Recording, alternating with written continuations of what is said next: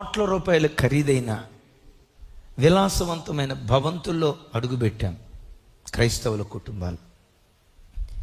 కోట్ల రూపాయలు కాదు కదా, కనీసం పూరి గుడిసెకు కూడా గతి లేని, కనీసం కూర్చోవటానికి ఒక కుర్చీ కూడా లేని అలాంటి పేద కుటుంబాల్లో అడుగుపెట్టాం. విచిత్రం ఏంటో తెలుసా, అది పేదిల్లే. సోఫా సెట్ ఏమి లేదు, ఏసీ లేవు, కూలర్ లేవు, అందమైన పెయింటింగ్ గోడకు లేదు.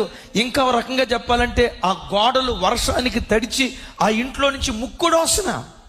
ఈ కోట్ల రూపాయలు ఖరీదైన ఇంటికి వెళ్తే స్ప్రే స్ప్రే స్ప్రే స్ప్రే అన్నట్లుంటుంది. ఈ ఇంటికి వెళ్తే ముక్కుడు వస్తున్నా. కానీ విచిత్రం ఏంటో తెలుసా, ఈ పేదింటికి వెళ్తే, కొన్ని కుటుంబాల్లో ఈ పేదింటికి వెళ్తే నోటి మాటలతో చెప్పలేనంత ఆనందం ఆ ఇంట్లో కలిగింది. ఎందుకో తెలుసా, ఆ ఇంటిలో పరిశుద్ధాత్మ దేవుడు సంచరిస్తూ ఉన్నాడు. కొన్ని కుటుంబాలు ఉంటాయి, మానవ భాషలో చెప్పాలంటే లంకంత కొంప.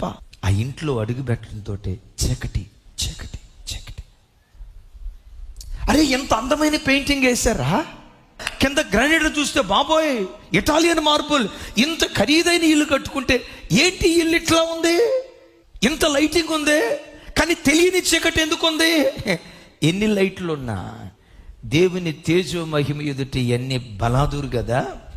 దేవుడు ఒక్కడుంటే 100,000,000 సూర్య తేజస్సు కంటే అధికమైన తేజస్సు ఆ ఇంటిని ఏలుబడి చేయటానికి దేవుడు కృప చూపిస్తాడు.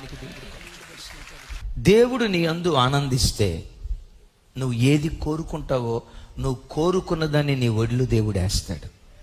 నా పిల్లల విషయంలో ఈ సహాయం చేసి పెట్టు అయ్యా, నా ఉద్యోగ విషయంలో నాకు ఈ సహాయం చేసి పెట్టు అయ్యా, నా కుమార్తె వివాహ విషయంలో ఈ సహాయం చేసి పెట్టు అయ్యా, నా ఇంట్లో ఈ సమస్య చేత కొట్టుమిట్టాడుతున్నాను, ఈ సమస్యను పరిష్కరించు అయ్యా అని ఏ లోయ నిమిత్తం నువ్వు దేవుని సన్నిధిలో ప్రార్థిస్తావో, నీ కుటుంబంలో కుటుంబ ప్రార్థన జరుగుతూ ఉంటే ఆ ప్రార్థన ద్వారా నీ ఇంటిలో ఉన్న లోయలన్నీ దేవుడు పూడుస్తాడు.